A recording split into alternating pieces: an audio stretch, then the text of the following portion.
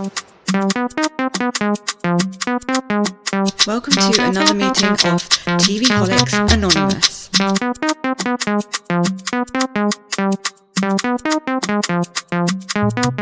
Quick, hit the follow button so you never miss an episode. You can also follow us on our socials too: Instagram, TikTok, Twitter, Blue Sky, YouTube, and give us a 5-star rating on whatever you're listening to this podcast on. Welcome to another meeting of TV Holics Anonymous. My name is Ruru, and I am a TV holic. I am doing this alone because Mimi has not watched this, and I don't think it's one that I'm gonna advise her to watch because it's not like her thing.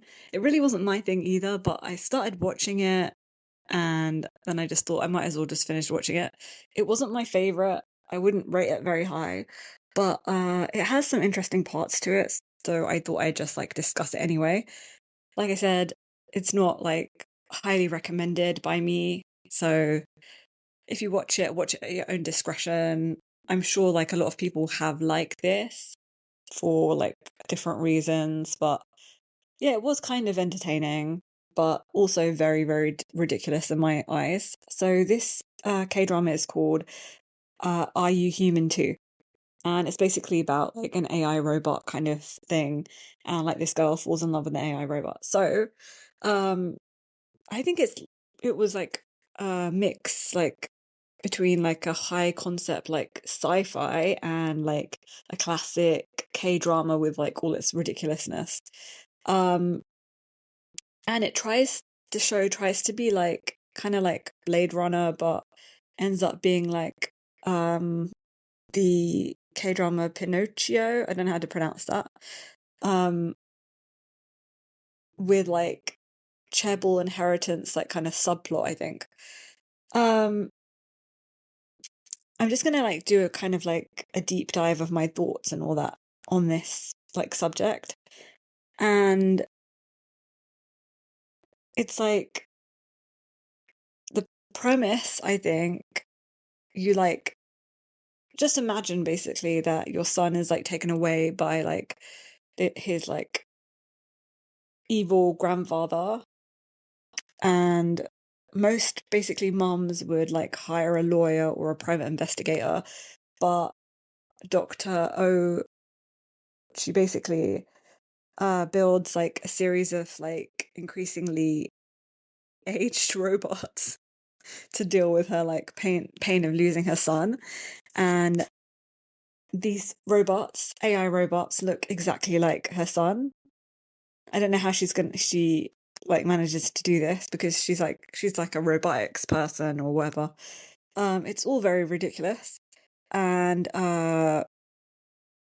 it's like losing your favorite sweater, and like instead of like buying a new one, you spend like 20 years like weaving like this sentimental version of that sweater that can tell you that it loves you, basically. Like it's just so like random and weird. Like even from the start I thought, what the hell am I watching? But then I was just compelled to carry on because I was just like, I just want to see where it's going. But I'm sure if you're listening to this, you must have thought like this is totally weird and absurd. Unless you've got like you're like one of those people that want to get married to their AI, or like feel like you're in a relationship to your AI. I think you wouldn't, you would think this is a bit like bizarre and crazy. Anyway, I think why it hooked me like immediately is because it establishes this kind of like creepy yet kind of touching like vibe between the mother and the AI robot. We see like basically the evolution from like the like strange, clunky, creepy child robot, Namshin, to the like kind of perfection that is like Namshin like when he grows up, and like when he's like an adult. And basically it makes like the audience like ask, is she like a genius or like a deeply traumatized, like crazy person? And the answer is yes to both, I think, personally. Let's just get to the meat of the episode. The episodes, like, I'm going to talk about it kind of like episode by episode and like talk about like the narratives and the arcs that I've noticed. And I just don't want it to be like a very dry recap, even though it's kind of like a strange show. I'm gonna like group things up and like talk about, let me just get into it. I want to analyze the characters and like their evolution and stuff like that. So let's talk about like, yeah, I'm going to do this in like chunks of episodes. So like episode 1 to episode 4, it's basically about like the switch that happens. So the drama basically in these episodes is that the human Namshin is like basically a jerk, and it's understandable because his life sucks because his mom like kind of left, and well, he doesn't know why she left. He She was chased out basically, and um he goes to like, I think the Czech Republic or Chechnya or wherever he's gone, and wherever the mum's gone, and sees like his twin robot, and then he kind of gets hit by a truck while he's like they're opposite each other on the road, and he gets hit by a truck, and the ridiculousness basically of the like truck of doom is like, it's kind of like, I think, a K-drama like staple. They always have like this damning like doom looming kind of event that happens, um but having it hit him exactly when he sees his like twin robot, like his doppelganger basically, is like, such a K-drama thing to do. And then what hooked me while watching it, well, not really hooked me, I always thought the whole premise was like really ridiculous, was like I just carried on watching because of weird things like this. Like, I was watching like Namshin, and he was trying to like navigate like this kind of like high stakes like corporate world. Um, and his rule of like, I'm talking about the robot, his rule of like hugging someone who like cries, that's what his mum programmed him to do basically, is like very, very cute and sweet, and people are like, oh, it's like an awe moment that he provides, and it's kind of like anchors the show in people's hearts. So then also, let's talk about episodes 5 to 12, and this is basically like the bodyguard and like the battery stuff. So there's a lot of conflict. So Kang So-bong, again, sorry about butchering the names, but starts as like a paparazzi spy and ends up becoming like the robot's like protector. And then the unrealistic part, I think, is like the kill switch that Dr. O has like built in to literally like self-destruct. It's like a literal like self-destruct button into her robot son. Like, it makes no sense. If you like desperately wanted, if you made something that's exactly like your son because you miss your son, why would you want it to self-destruct? And also, like, there's a lot of money put into this like robot because it looks very, very expensive and very realistic and humanoid. And why would you want to destroy all your work? Like, it makes no sense. Um, it's like, yeah, so basically, like, why would a scientist like build a bomb into her like emotional support robot? It's it's like putting a delete my degree button into your diploma, or it's like it just basically really, really manufactured like stakes riser that feels a bit like forced and like terrible, and like it's a really terrible plot, I think. But unfortunately, I still carried on watching for some stupid reason. Like, I don't know why. I think it's because I have like this thing, like once I start something, I've got to finish it, like a TV show, because you kind of just want to know how it ends. I mean, in hindsight, I should have just like left it and just gone on to watch something else, or like, um, watched a recap of it, or, you know, watched a summary, like read a summary of what happens in it because it wasn't worth the watch, in my opinion, in my humble opinion. So, what worked in these like few episodes is the chemistry between like So Kang-Joon's acting is like I think incredible here, and he kind of like manages to like look like he's processing data with just like his eyes. So he's really good at being robotic. I don't know how like he like was he method acting or did he like go study robots or something, but he really does like portray a robot like very, very well, like an AI robot very, very well. So I thought that was like really fascinating. And then let's talk about episodes 13 to 28. Um,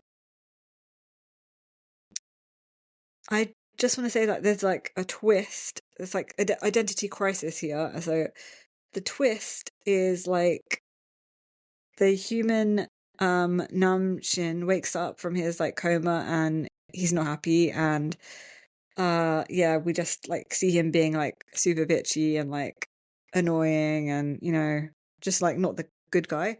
And then there's like it's like waking up from like a nap and finding out someone took your phone and changed all your passwords basically and is now dating your crush, and you expect the someone is a tosser with your face, but like oh you don't, I mean, not a tosser. You expect that you didn't expect the someone to be like a toaster with your face because like he is a robot basically. And then like the critique I have basically is that the human Nam Shin becomes like a like caricature kind of like villain kind of thing. Which I thought they would have made. I carried on watching it because I thought they would have made him like into a nice person, and like he would have like fallen in love with the girl instead of like the robot. But they didn't do that, and they could have made his like transition more like I feel like nuanced, and instead they just like making him evil basically, and he could have been like terrified and had like an existential crisis or something after seeing the robot. And then the finale episodes, um, let's just talk about that, the ending. We get the classic is he still a robot or did he become human, like kind of ending situation. And there was like a lot of ridiculousness here, like because he survives things no machine like should be able to survive, and the logic of how he returns is a bit fuzzy and like weird, and he would have rusted under the water I think as well. um so let's just talk about some other like unrealistic, ridiculous and unrealistic moments. The lie detector kind of hand situation that he had, like he can tell that someone's lying by holding their hand. If he like if you're touching him basically. So if that technology exists, the entire like legal system I think would like collapse. It's like a plot device that the show conveniently like forgets whenever like it needs like a misunderstanding to happen, I think, because he could have just cleared everything up by just holding people's hands. um and then like the fire scene as well. Namshin walks into like this like raging inferno and lifts like massive beam up and doesn't even have like a singed like eyebrow. Wouldn't his like plastic face kind of like have melted, I think. And it's like a pure like superhero like moment on the show, and it's like there's no logic there. And the show tries to be like a grounded like melodrama with like a superhero in it. It's just like all sorts of weird. Like they didn't think of about this concept very well. Like they just kind of like snapped stuff together. And then like corporate security stuff. Like I think like for $1 million tech company, their security is like surprisingly easy to like bypass. With like a fake wig and like a fake ID, and yeah. So I just made some notes on what I think they could have done better. I feel like the female lead's like motivation, like she's just like all over the place, and like her dad has this boxing gym and all that. It's just like, why would you want to be with a robot? It's just all very strange. Um, in the beginning, So Bong is like quite unlikable, taking like creepy shots for like money, and like her redemption happens quickly, like in the season, in the show, and it's like a slow burn on her like realizing the like ethical implications of like loving an object. Um, that would have been like more profound, but it all happens at once and kind of situation. And then like the mother character, I just want to say like she treats Nam Shin like a disposable toy the second her real son like wakes up, which is like ridiculous. You wouldn't do that. You build emotional attachment with the robot. So it's a bit weird and it's heartbreaking, but the show like doesn't like grill her enough, I feel like, on this emotional cruelty that she has towards her robot son. Um, and then a confrontation where the robot like demands to be like seen as more than a stand-in would have been like powerful, I think, on the show. And the scenes that made it kind of palatable are like So Kang-Joon's like durability, like basically let's talk about his like micro expressions and stuff like that. They were very, very good. He was really good, like I said, at playing a robot. He plays Nam Shim with like a stillness, and the human Nam Shim with like twitchiness. Um so the robot one like with like a still like kind of robotic way, and then like the human one is just like, all over the place and more human like. Um and I think it was like it showed like his acting range is very good. Like that's what made the show good, I think, because it's believable that he's a robot, that he's an AI robot. And then like I just like thought that there might be uh like some things that we could ponder upon, like what makes us human, like, like is it like the heartbeat, or is it the choice like to protect someone? And I think the show like really like succeeds because it makes us like root for the fake person over like the real one, because like the human is terrible and the robot is great. So it's like kind of like a crazy like, switch around of what we would have thought it should be. So that is quite interesting. But uh in all, I didn't think the show was like good at all. I just want to make sure, because I watched this a while ago, because like the last part that I talked about, in my notes I wrote episodes. I just want to check, um, because I'm not that sure. Oh, there it is. There it is. How many episodes there was really in this show? Because I remember there being quite a lot of episodes. Yeah, so I wrote the wrong number of episodes here. Sorry, guys. So I didn't go over that properly. There is only 18 episodes that I've seen on this show.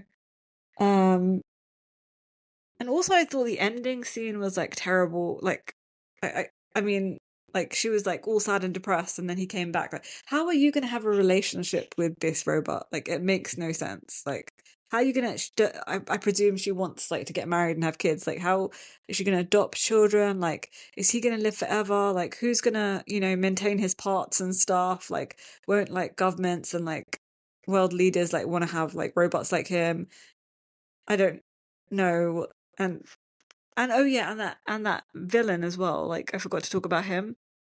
Um, he was weird, and the daughter was very strange as well. And like she was like really into Nam Shin. She wanted to marry him and stuff. Like there was like that villain was like just it doesn't make any sense. And then he hired all those goons and everything, and at the end, and it was just a lot and weird. And then he turned on his daughter as well, and like nothing was like the math wasn't mathing in a lot of this stuff. I just want to know what you all thought of this, because it was a lot and it was very messy, not put together in my opinion. And I think I'd give this like a 3 out of 10 because it wasn't that great.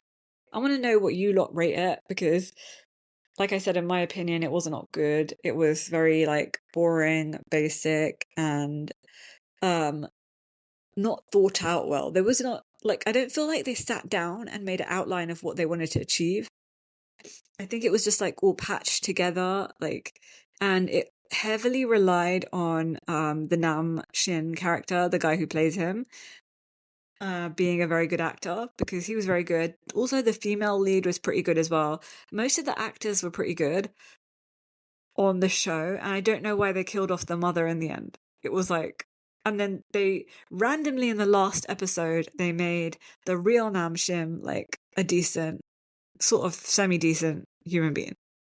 It was just all like so, um, like I was gonna say dismembered, but that's not the word. Very like disjointed, and it wasn't. Nothing was tying up together like very well. Like there's so many loose ends, and I wasn't very happy about any of it. So, also because I watched it a while ago, I can't remember what happened to the grandfather. Did he pass away? He got dementia, didn't he? I think. Yeah, he had dementia. I think. Can't remember. Something like that. He was going through dementia, I believe.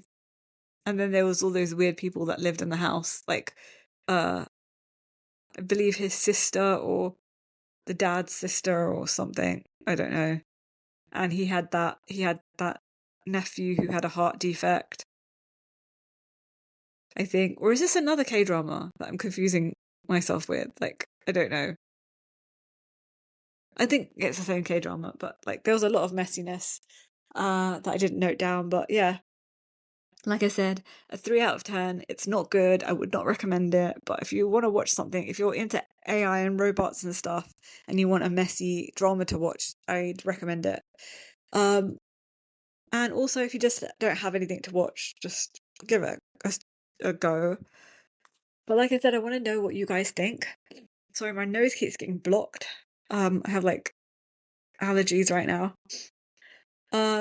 Yeah, so I want to know what you guys think. Like I said, do you agree with my 3 out of 10, or do you think that you'd give it more or less? And why? So comment, like, share, and all that stuff. And we'll see you guys soon with hopefully something together. Me and Mimi. Bye. Quick, hit the follow button so you never miss an episode. You can also follow us on our socials too: Instagram, TikTok, Twitter, Blue Sky, YouTube, and give us a 5-star rating on whatever you're listening to this podcast on.